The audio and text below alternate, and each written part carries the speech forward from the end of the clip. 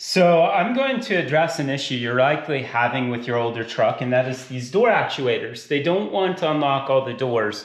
Now, I see a lot of people that are running out in the forums and they're buying all new door actuators, taking their doors apart, and it's still not solving the problem. This may actually be your issue. Once a vehicle gets a little bit older, this was pointed out to me by somebody on the Tahoe Yukon forum, which I really appreciate. I'm going to show you a problem area here. This is the harness that delivers the signal from your unlock button out to the other doors. Of course, there's a body control module down here in these GMT800s and probably GMT400 chassis.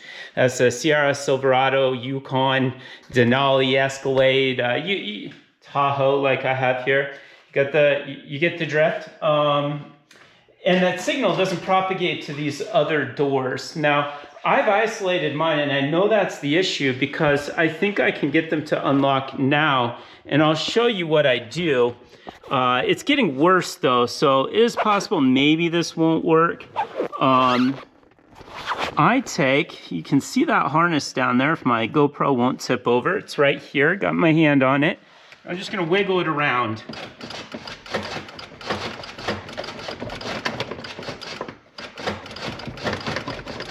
And eventually, I've been able to get it to unlock. Your unlock relay is up here too. I don't know if mine, sometimes unplugging and plugging it back in, mysteriously tends to fix the problem.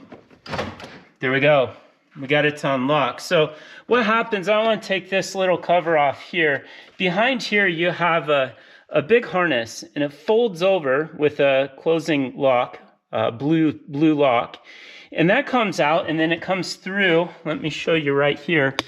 Comes through here. It's not lit very well. Right there in the A pillar, and out to your door. Now this whole thing, if you want to do this here, take the skin off. If you guys want a video about that, I can do it. Then you can pull that whole harness out, and perhaps the issue is just it's somewhere in this area here in the door, maybe even down where it connects right there. As you notice, that links up to this whole thing here, I believe. I have the wiring diagrams. I'm probably not 100% correct. That's more or less, that's what it is. Now, if your doors don't want to unlock, seems the driver door is kind of the starting signal for that. I don't have the diagram. If you want it, you can email me. I could probably look it up. I'll put my contact info in the description below the video.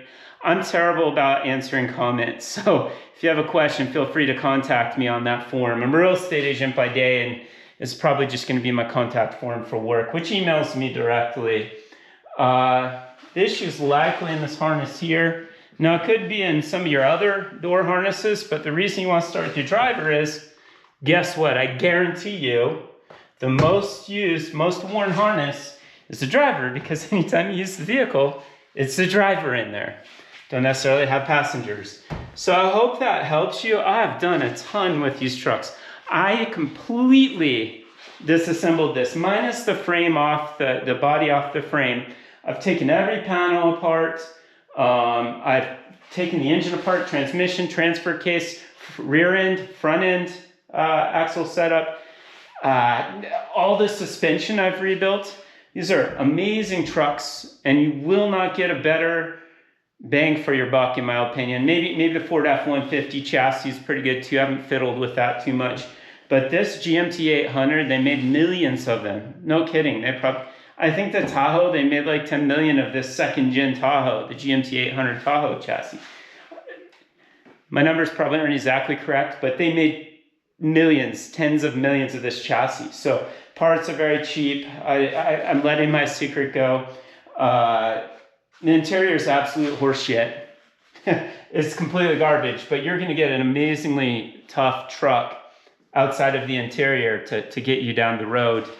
And I'd love to make some aftermarket parts to rebuild this interior so that it's up to par. I've even taken this entire dash apart, and I got to do it again, and rebuilt it with a new core and all of that.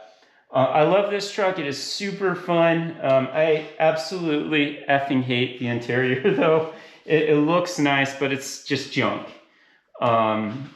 that's my rant for today. If you need any help with yours, feel free to drop me a line. I've actually started fixing these for my friends and recommending they buy them because they're such great vehicles. Granted, you're not going to get the best gas mileage, but it's not horrible.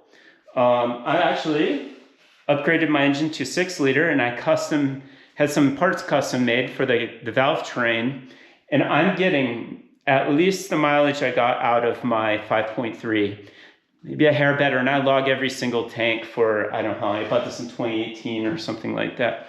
So anyways, I don't want to ramble too much. If you have any questions about your GMT800, feel free to drop me a line. I could probably answer them about the 400, it's predecessor.